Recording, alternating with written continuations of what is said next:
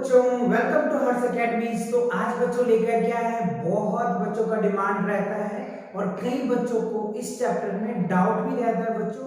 तो सब चैप्टर है बच्चों आपका डायरेक्ट प्रोपोर्शंस एंड इनवर्स के आज से बिगिनिंग हो गया बच्चों।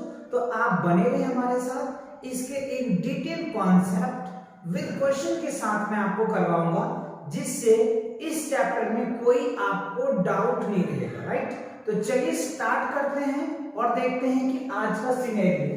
आज जो बच्चों हम करेंगे वो है आपका chapter 13 direct and indirect direct inverse proportion, वो क्वेश्चन 1 to 5 विद कॉन्सेप्ट के साथ डिटेल्स करेंगे। राइट, चलिए तो आगे के कॉन्सेप्ट देखते हैं कि कॉन्सेप्ट है क्या। ठीक है, चलो तो आज हमें कॉन्सेप्ट में है दो। चैप्टर 1 जो आप चैप्टर 13.1 को सॉल्व करेंगे, उसमें आपको डायरेक्ट प्रोपोर्शन के बेस पे क्वेश्चंस हैं, और इनवर्स प्रोपोर्शन जो है आप 13.2 करेंगे, तो वहां पे आपको इनवर्स प्रोपोर्शन के क्वेश्चन देखने को मिलेगा। राइट, तो दोनों को समझते हैं कि डायरेक्ट नाम से ही लग रहा है बच्चों, जो डायरेक्ट रिलेशन हो, किसी के बीच के रिलेशन डायरेक्ट हो तो उसको हम लोग डायरेक्ट इनवर्स बोलेंगे। और इनडायरेक्ट रिलेशन क्या होता है, किसी के दूसरे के साथ रिलेशन, तो हम उसको क्या बोलते हैं, इनडायरेक्ट रिलेशंस। बट यहाँ रिलेशन की बात नहीं है, यहाँ पे क्वेश्चन कैसे आएगा ये आपको समझना सबसे इंपॉर्टेंट है। चलिए तो इनके कॉन्सेप्ट को थोड़ा सा अच्छे से समझते हैं, जिससे कि आप क्वेश्चन की अप्रोच को लगा पाए बहुत अच्छे से। राइट, चलो तो सबसे पहले हम मान लेते हैं एक क्वेश्चन के तौर पे, जैसे मान लो नंबर्स ऑफ पेन, ठीक है, और यहां पे मान लेते हैं कोस्ट। ठीक है, कोस्ट क्या होगा, रुपीस नंबर। ठीक, अब इस तरीके से आप चाहे तो अपना बॉक्स बना लीजिए। ठीक है ना, इसको समझने के लिए अच्छा है। अब जैसे मान लो एक पेन हमने खरीदा, तो इसकी जो कॉस्ट है वो 10 रुपीज ले लेते हैं। ठीक है, एक पेन हमने खरीदा, उनका कॉस्ट 10 रुपीज है। ठीक है, चलिए तो आप खुद ही मुझको बताइए, दो पेन खरीदेंगे तो कितने रुपया लगेगा, बताइए मुझे। एक पेन का अगर 10 रुपीज है तो दो पेन का कॉस्ट कितने होगा, बताइए फटाफट। चलो आई होप आप बताएंगे, ये क्या होगा, 20 रुपीज होता है। ठीक, तो अगर हम 3 पेन खरीदते हैं तो 30 रुपीज होगा। तो देखो आपने क्या ऑब्जर्व किया, जैसे जैसे हम पेन की क्वांटिटीज को बढ़ा रहे हैं, वैसे वैसे इनकी कॉस्ट भी बढ़ रहा है। ठीक है ना, जैसे जैसे हम पेन की क्वांटिटीज को बढ़ा रहे हैं, वैसे वैसे पेन की कॉस्ट भी बढ़ रहा है। ओके, अब यहाँ पे देखो, अगर हम मान ले पेन की x, ठीक है, और इसको y मान लो, तो हमने क्या फील किया कि जब x को बढ़ा रहे हैं तो y भी बढ़ रहा है। ठीक है, x को इंक्रीज कर रहे हैं तो y भी इंक्रीज करेगा। सिमिलरली अगर हम x को डिक्रीज करेंगे तो y भी डिक्रीज करेगा। ठीक है, तो ये हुआ डायरेक्ट रिलेशन, इसको क्या बोलते हैं, direct relation between x and y। समझ में आया, डायरेक्ट रिलेशन किसको बोलेंगे, तो डायरेक्ट समझ में आया, x को बढ़ाएंगे तो y भी बढ़ेगा, x को घटाएंगे तो y भी घटेगा। ये होता है डायरेक्ट रिलेशन। क्या होता है, डायरेक्ट रिलेशन। अब यहां पे देखो, अगर हम इसके बीच का, चलिए मैं आपको ऐसे करके दिखाता हूं, देखो x directly proportional to y, ये हो गई x जो क्या होता है, इसी को बोलते हैं डायरेक्टली प्रोपोर्शनल। x डायरेक्टली, अब यहां पे आ गया प्रोपोर्शंस, क्या हो गया, प्रोपोर्शंस आ गया, इसी सिंबल को बोलते हैं प्रोपोर्शंस।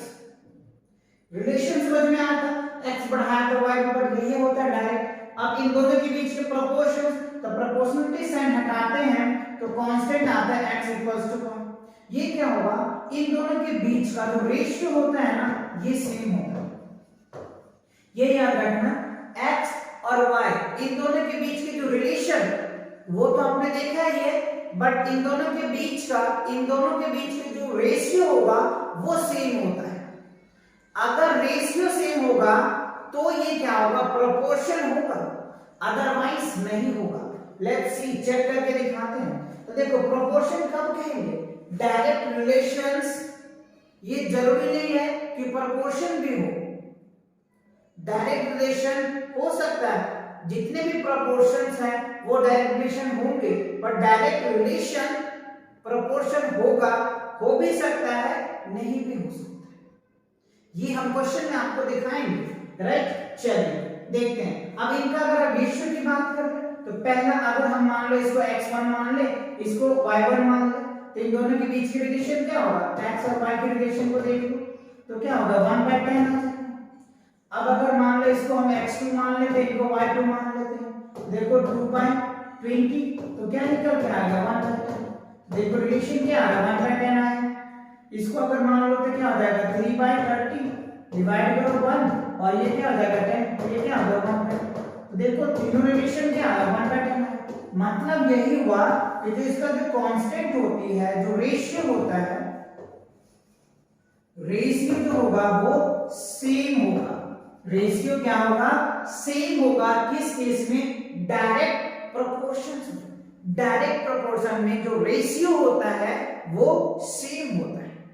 बात समझ में आया, अच्छे से क्लियर हो गए। तो डायरेक्ट प्रोपोर्शंस, आई होप अच्छे से समझ आया। चलिए अब आपके माइंड में ये क्वेश्चन उठ रहा होगा, सर डायरेक्ट प्रोपोर्शन तो समझ गए, अब इसमें क्वेश्चन कैसे पूछेगा। तो चलिए मैं आपको क्वेश्चन भी समझाता हूं। क्वेश्चन कैसे आपको बुक में देखने को मिलेगा, जैसे मान लो अभी हम यही एग्जांपल ले लेते हैं, नंबर ऑफ पेन, ठीक है, और यहां पे हम क्या ले लेते हैं, कॉस्ट ले लेते हैं, और ये रुपीस का। अगर मान लो 2 पेन की कॉस्ट कितनी है, 10 रुपीज है, क्या कह रहे हैं, 2 पेन की कॉस्ट 10 रुपीज है, तो बताइए 3 पेन की कॉस्ट कितनी रुपीस होगी। बस हो गया खत्म, ऐसे क्वेश्चन पूछेगा। 2 पेन का कॉस्ट 10 रुपीज है, तो 3 पेन का कॉस्ट कितना होगा, आप मुझको बताइए। तो अभी हमने क्या पढ़ा कि इन दोनों के बीच का जो रेशियो होता है ना वो सेम होता है। तो सर सॉल्व कैसे करेंगे, देख लो ध्यान से। तो ये क्या हो जाएगा, 2/10 इक्वल क्या होगा, 3/x, बस खत्म। ये तो हमने पढ़ा कि इसका रेशियो, सभी का जो रेशियो होता है वो सेम होता है। बस अब क्या करना है, क्रॉस मल्टीप्लाई, इसको मल्टीप्लाई कर दो इससे, तो ये क्या हो जाएगा 2x और 10 3 जा 30, तो x इक्वल्स टू क्या निकल के आ जाएगा 30/2, तो ये क्या निकल के आ जाएगा 50। तो क्या होगा, x की वैल्यू कितनी आ गई 50, तो कितना आया बताओ जी, x जो हमारा क्या 3, तो 3। ऑब्वियसली वैसे भी आपको लॉजिक से भी समझते हो, तो 2 पेन का कॉस्ट अगर 10 रुपया है तो 3 पेन का तो 15 रुपया होगा। करने की कोई जरूरत ही नहीं है, आप डायरेक्ट भी कर सकते हो, बट डायरेक्ट आपके मार्क्स में मिलेंगे, मैथमेटिकल कैलकुलेशन के थ्रू आपको बताना पड़ेगा। आई होप अच्छे से समझ आया होगा, है ना, कि किस तरीके से क्वेश्चन को करना होता है, क्यों करना होता है, किस लिए करना होता है, ये चीज अच्छे समझ में आया। ओके चलिए अब हम समझेंगे इनवर्स प्रोपोर्शंस क्या होता है, ठीक है ना। चलो मैं इसको थोड़ा सा रफ कर देता हूं, जिससे कि आपको मैं इनवर्स प्रोपोर्शन भी आपको अच्छे से समझा पाऊंगा, राइट। चलो रफ कर दो। चलो इसमें वैसे बच्चों समझने वाली बात क्या है, बस ये याद रखना कि डायरेक्ट प्रोपोर्शन में जो रेशियो होता है ना वो सेम होता है, कितने भी रेशियो बढ़ा लो सभी रेशियो सेम आएगा, बस और कुछ नहीं है। इनवर्स प्रोपोर्शन क्या होता है, इनवर्स का मतलब ही है कुछ अलग। कैसे है हम आपको एकदम डिटेल से समझाते हैं। देखो जी, अगर हम मान लेते हैं कि नंबर ऑफ किड्स, ठीक है, और एक हम स्टेटमेंट दे देते हैं कि मान लो टॉफीज, ठीक है, टोटल और टॉफी, तो टोटल टॉफी जो है ना बच्चों, टोटल जो टॉफी है वो कितनी है 20। चलिए अब हमें बच्चों के बीच बांटना है इस टॉफी को, ध्यान से समझिएगा, बहुत अच्छे से एकदम क्रिस्टल क्लियर होनी चाहिए, फिर आप एक्सरसाइज के क्वेश्चन एकदम से बचा दोगे। अगर आपको ये कॉन्सेप्ट क्लियर होगा तो ध्यान दीजिए। तो हमने कहा नंबर ऑफ किड्स को हमने क्या ले लिया, x ले लिया, और टोटल नंबर जो है हमारा 20 है। तो देखो एक बच्चे है तो उस बच्चे को टॉफी देंगे तो कितना हो जाएगा, 20 चला। बस सिर्फ हमको बांटना है, क्या करना है, बांटना है। ठीक, अब अगर मान लो 2 बच्चे हैं तो बताओ कितने कितने टॉफी मिलेंगे उस बच्चों को। ऑब्वियसली आपका भी आंसर ये होगा कि सर एक को 10 मिलेगा, दूसरे को भी 10 मिलेगा। ठीक है, अगर 3 बच्चे होता है तो कितना होगा जी, 3 बच्चे होता है तो कितना, अब इसको आप डिवाइड कर दीजिए, थोड़ा कॉमन ले लो, 4 बच्चे ले लो। तो कितने ले लो, 4 बच्चे होंगे तो कितना होगा, तो कितने होंगे, आप चाहे 4 बच्चे हैं तो कितना देंगे बताइए मुझको, क्या होगा, 5 प्लस 5 प्लस 5 प्लस 5, यही तो होगा, 5 का टॉफी देंगे तो ये क्या हो जाएगा, 5 बच्चे। तो इस तरीके से आप इनको देखा, क्या रिलेशन आया, जब हमने x को, यहां देखो x को जब हमने बढ़ाया यानी नंबर ऑफ किड्स को बढ़ाया तो जो टोटल ऑफ टॉफी है y जो है वो क्या हो रहा है, डिक्रीज कर रहा है। मतलब हमने x को बढ़ाया तो y क्या होगा, डिक्रीज कर रहा है। बात समझ में आया, वहां क्या होता था, डायरेक्ट में क्या होता था, दोनों बढ़ता था, यहां पे एक बढ़ेगा तो एक घटेगा ऑब्वियसली।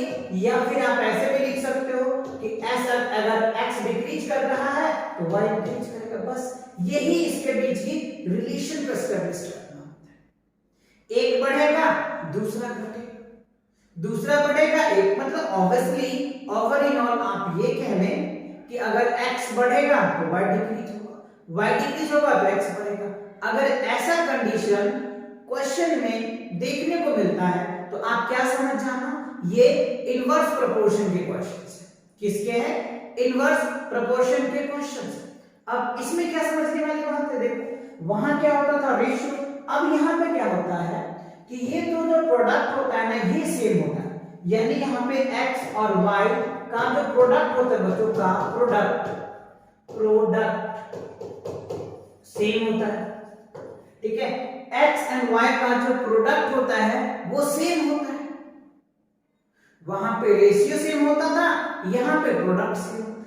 यानी आप यहाँ पे देख सकते इन दोनों के बीच का है ना, 1 into 20 क्या हो रहा है, 20 हो रहा है, 2 into 10 क्या हो रहा है बच्चों, 20 हो रहा है, ध्यान दीजिए है ना, 4 into 5 क्या हो रहा है, 20 हो रहा है। तो जो प्रोडक्ट आ रहा है ना वो क्या हो रहा है, सेम हो रहा है, ध्यान दीजिए।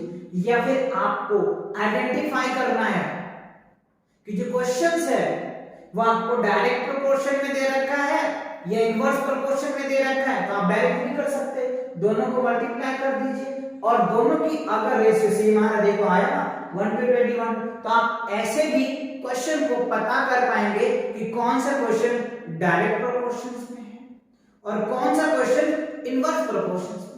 आई होप अच्छे से समझ आ रहा है। ठीक है, तो अब आपके माइंड में क्वेश्चन उठ रहा होगा, सर इस पे क्वेश्चन भी बता दीजिए। वेरी गुड, चलो तो मैं क्वेश्चन भी बताता हूं। अब जैसे मान लो अब क्या है, x किड्स को कितने होंगे, राइट। चलो अगर हम इसमें मान लेते हैं, यहां पे मान लेते हैं बच्चों कि आपको यहां पे प्लेन आ जाएगा, ठीक है ठीक है। अब यहां पे हमने ले दिया 4, ठीक है। अब देखो 4 टॉफी, मतलब 4 टॉफी हुए।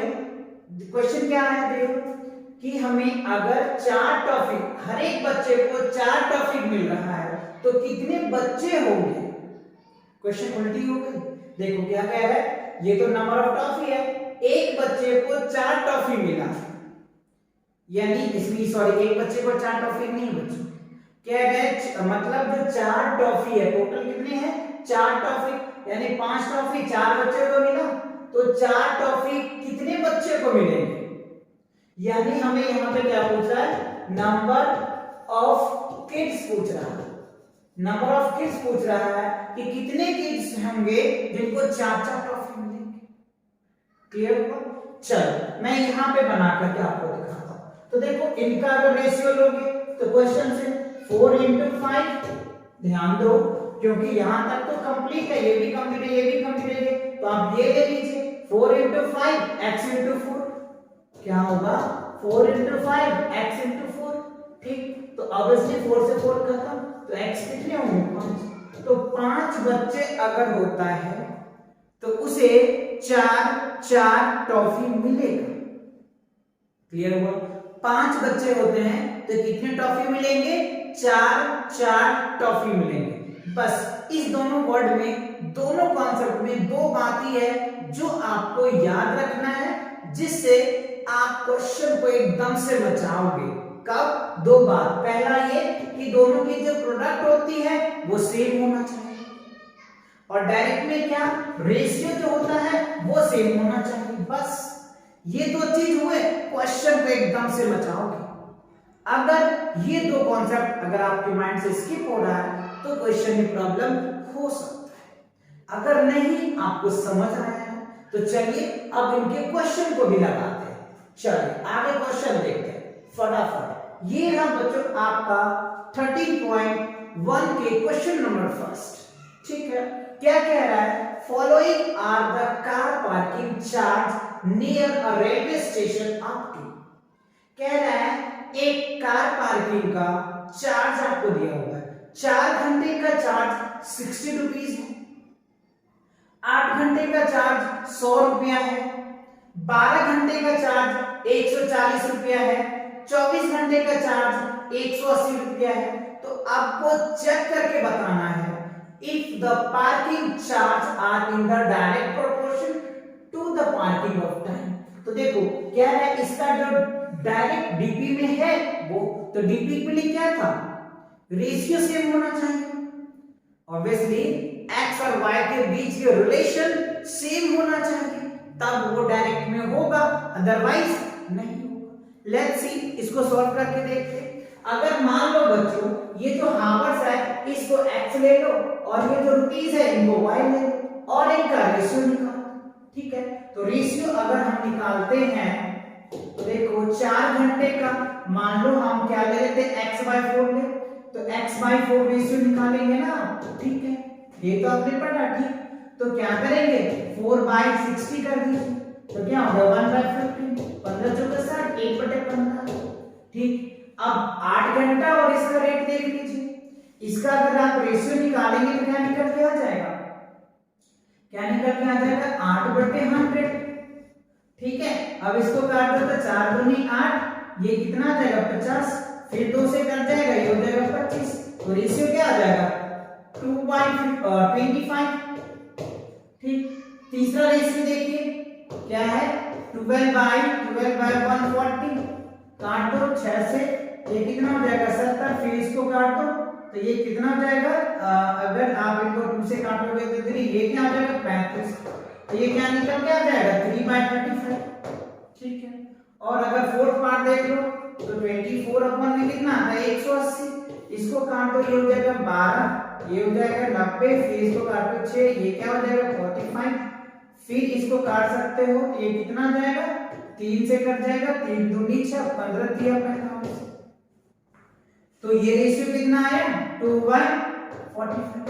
तो अब यहाँ पे देखो क्या कह रहा है, सभी रेशियो क्या सेम आ रहा है, यानी 1/15 बराबर क्या हो रहा है 2/25, फिर कितना है 3/35, फिर कितना है 2/25।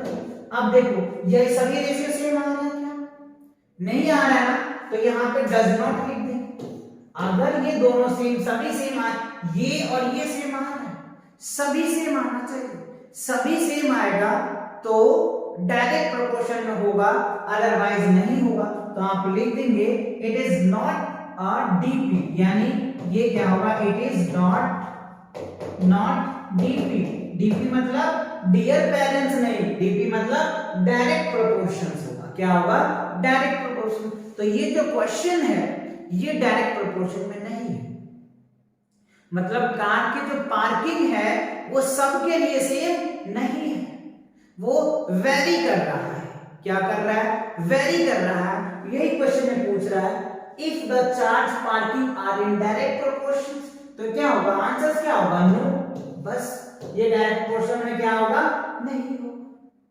क्यों नहीं होगा देख लिया हमने, सभी का अलग अलग है, पर घंटे के हिसाब से इसके चार्ज बढ़ती चली जाती है। जैसे जैसे घंटा बढ़ता चला जाता है इनके चार्ज भी बढ़ते चले जाते हैं। क्लियर हुआ? आया समझ में? Very good. चलो अगला क्वेश्चन देखते हैं। ये रहा क्वेश्चन बच्चों सेकंड। क्या कह रहे हैं? A mixture of paint is prepared by the mixing 1 part of the red pigment with 8 part of the base. In the following tables, find the parts of base that needed to add it. ध्यान दो, कह रहा है एक red pigment में 8 part base लेते हैं, 8 part base लेते हैं। कैसे? चलो मैं थोड़ा सा फील दिलाता हूं। मान लो ये आपके पास एक सिलेंडर है, ठीक है, थोड़ा सा फील ले लो, कोई दिक्कत नहीं बच्चों। अब इस बकेट में आप पानी भर दिया सर। अब आप क्या करते हो? छोटा सा सिलेंडर लेते हो, ठीक है। इस छोटे से सिलेंडर में क्या होता है? रेड पिगमेंट यानी कलर्स ले लेते हो और क्या करते हो? इसको इसमें मिक्स कर देते हो।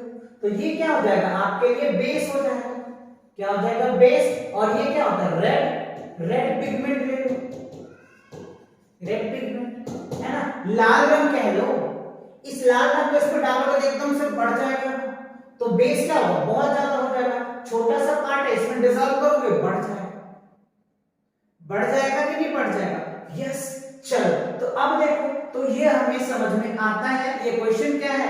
यानी हमने x डाला, x को बढ़ाया तो y भी इंक्रीज करा, और यही तो क्वेश्चन हमने पढ़ा था किसमें? Direct proportion.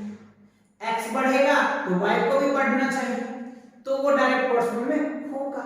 ऑब्वियसली ये चीजें है।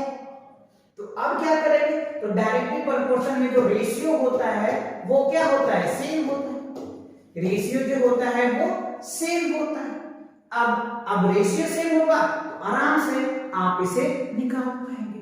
चलिए देखते हैं थोड़ा सा अच्छे से बच्चों।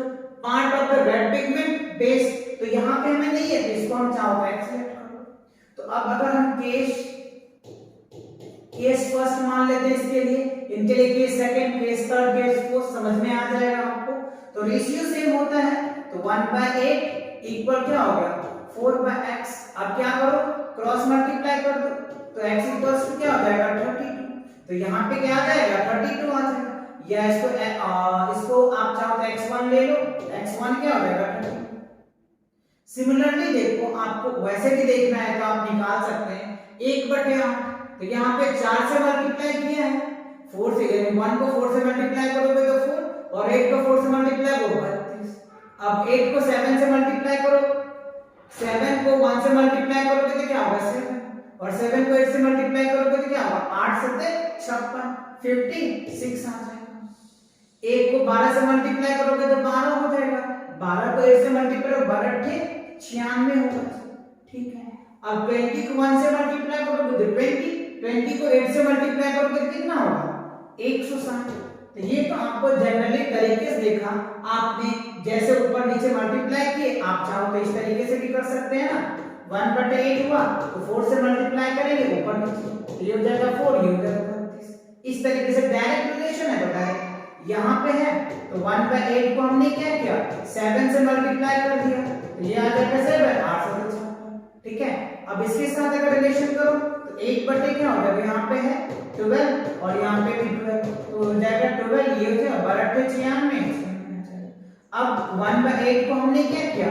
20 से मल्टीप्लाई कर दिया। क्यों किया? क्योंकि ये रिलेशन है ना। ये क्या है बच्चों? रिलेशन है। क्या है? रिलेशन है डायरेक्ट का, इसीलिए। या फिर आप इस तरीके से भी कर सकते हैं। बात समझ में आया?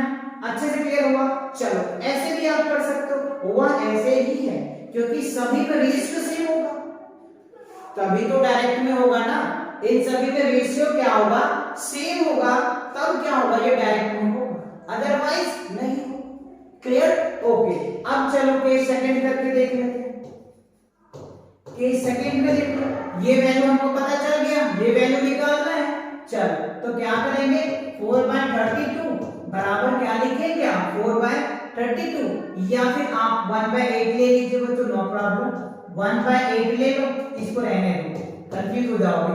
1/8 सब में सेम है तो ये ले लो, और यहाँ पे क्या हो जाएगा? 7, और यहाँ पे x ले, ठीक है। इसको आप x2 बोलो, तो ये से मल्टीप्लाई करो, x2 इक्वल्स 8 7 56, बताओ x2 निकल के आ गया, ये भी निकल के आ गया। तीसरी केस ले लो, के स्क्वायर, ठीक है, तो के स्क्वायर 1/8 ले लो क्योंकि रेशियो सेम है, रेशियो ले लो, और ये 12 बाय क्या ले लो, x3 ले लो, तो क्रॉस मल्टीप्लाई करो x3, तो 12 6 में 96 आ जाएगा, ठीक है। चलो अब केस 4 करके दिखाता हूं, केस 4 ले लो, तो 1/8 और रेशियो क्या है हमारा 20 दे रखे हैं, ये हो जाएगा 20, ये हो जाएगा x4, क्रॉस मल्टीप्लाई करो, x4 इक्वल्स टू क्या हो जाएगा 8 2 16 160, बताओ कितना आसान है, आ गया ना आपका 32 भी आ गया, x1 इसको हमने x1 बोल दिया, x2 x3 x4, आप चाहो तो कुछ भी नाम ले सकते हो, ये आपके ऊपर डिपेंड करता है, आप नेम चेंज कर सकते हो 1 2 3 4 5 जो भी लेना है ले करके आप सॉल्व कर सकते हो, कोई दिक्कत नहीं है, आंसर वही आएगा, answer will be same and you will think any digit of it, clear, okay. तो इसी तरीके से कॉन्सेप्ट आनी चाहिए आपको अच्छे से, चलिए क्लियर हुआ, बड़े अगले क्वेश्चन की तरफ, ओके। अब देखो बच्चों क्वेश्चन नंबर 3 क्या कह रहा है, इन क्वेश्चन नंबर 2 अभी जो हमने क्वेश्चन नंबर 2 को पढ़ा है, if one part of red pigment requires 75 litre of base, अब कह रहा है कि अगर एक पार्ट रेड पिगमेंट डालते हैं तो 75 लीटर बेस चाहिए, and how much red pigment so with mix 180, तो कितने रेड पिगमेंट डालेंगे तो 180 ml हो जाएगा आपका बेस, बस देखो डायरेक्ट प्रोपोर्शन भी क्वेश्चंस है बहुत अच्छे से, चलो तो दो बातें इसमें आता है, आप चाहे तो टेबल बना लीजिए, चलो देखो रेड पार्ट यानी आप क्या लेते, रेड पिगमेंट ले लेते, रेड पिगमेंट ले लेते, रेड पिगमेंट ले लेते, और क्या कह रहा है बेस ले लेते, बेस, देखो बेस क्या है ml में है तो ml ले लेते हैं। अब देखो क्या है कि एक पार्ट अगर रेड पिगमेंट, ध्यान दो यहाँ पे क्वेश्चन के स्टेटमेंट को, एक पार्ट अगर रेड पिगमेंट लेते हैं तो कितना लगता है 75 ml लेते हैं, कह रहा है एक पार्ट रेड पिगमेंट लेते हैं तो 75 ml बेस लगता है, हाउ मच, कितना रेड पिगमेंट लेंगे, हाउ मच, तो उसको x लेट कर लेते हैं, पता नहीं है ना, हाउ मच पूछ रहा है ना इसीलिए ले लिया, तो कह रहा है सो विद मिक्स ऑफ इतना, तो उसके लिए 100 यानी 1800 ml लेना पड़ता है, तो हमको वो बताइए, बस देखो डायरेक्ट इसको बढ़ाया तो बढ़ गया, इसको बढ़ाया तो बढ़ गया, मतलब ये डायरेक्ट में है तो डायरेक्ट में रेशियो सेम होता है, तो 1/75 बराबर क्या होगा बच्चों x अपॉन में 1800, बस अब क्या करो क्रॉस मल्टीप्लाई कर दो, तो x इक्वल्स टू 1800 अपॉन कितना हो जाएगा 75, अब आप इसको चाहे तो डिवाइड कर दीजिए, चलो 5 से डिवाइड करते हैं तो क्या होगा 25 तिया 75, 3 से क्या हो जाएगा 25 तिया, 3 से हो जाएगा बच्चों 25 तिया 75, ठीक है, अच्छा इसको 5 से काट लो ना तो 25 तिया 75, ठीक है, 36 का 18 यानी 600 हो जाएगा, अब इसको डिवाइड कर दो तो कितने से डिवाइड हो जाएगा 25 चौका 100, आप चाहो तो डायरेक्ट इसमें डिवाइड कर दो आसानी से हो जाएगा, 25 से कर दो 25 दूनी 50,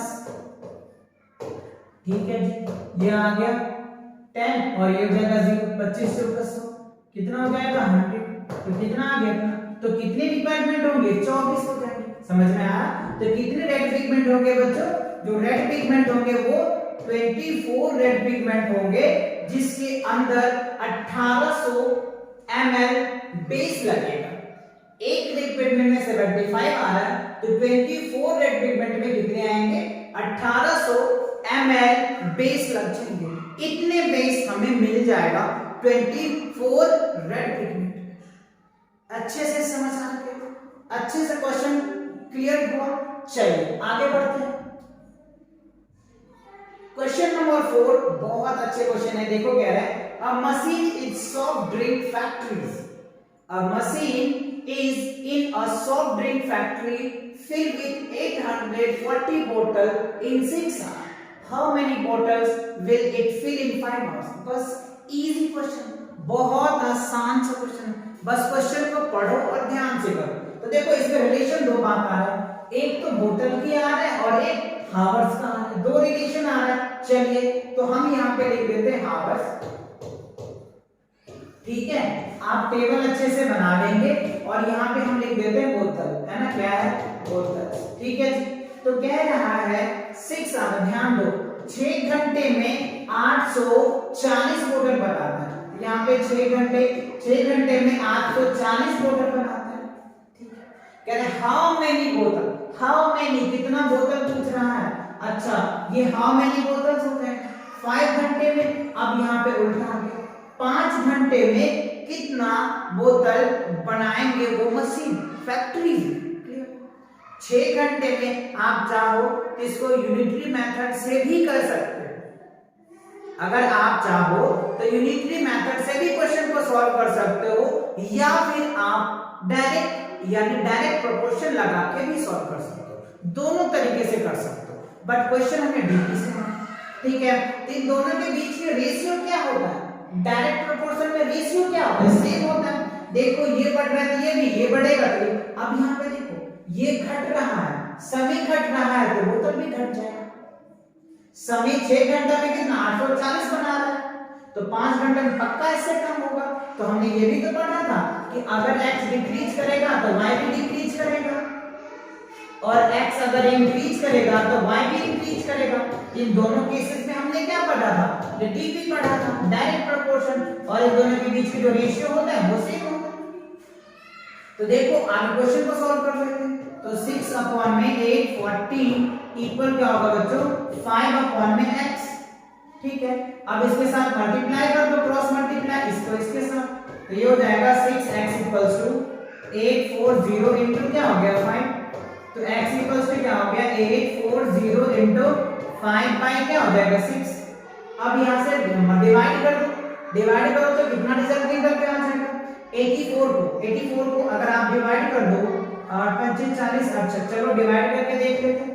840 को 6 से डिवाइड करो, 6 पंचे 30, 6 लग जाएगा, 6 से ही लग जाएगा, ये हो जाएगा 2 1, और ये हो जाएगा 6 को 24 140, ये क्या हो गया 140, 14 पंचे कितना हो जाएगा 70, मतलब 700 बोतल बनेगा। कितना होगा 700 बोतल, यानी 5 घंटे में कितने बोतल बन जाएंगे 700 बोतल। देखो समय घटा तो बोतल घटा, समय घटाना 4 घंटे में कितना 700 बोतल बना रहे, 6 घंटे में 840 बोतल बनाया, तो 5 घंटे में 700 बोतल। तो यही चीज तो हमने बताया था आपको डायरेक्ट प्रोपोर्शन में। डायरेक्ट प्रोपोर्शन में यही तो क्लियर किया था कि अगर x बढ़ेगा तो y भी बढ़ेगा, y घटेगा तो x भी घटेगा, यही क्लियर किया था। चलिए अच्छे से क्लियर हुआ, ओके बढ़ते हैं अगले क्वेश्चन की तरफ।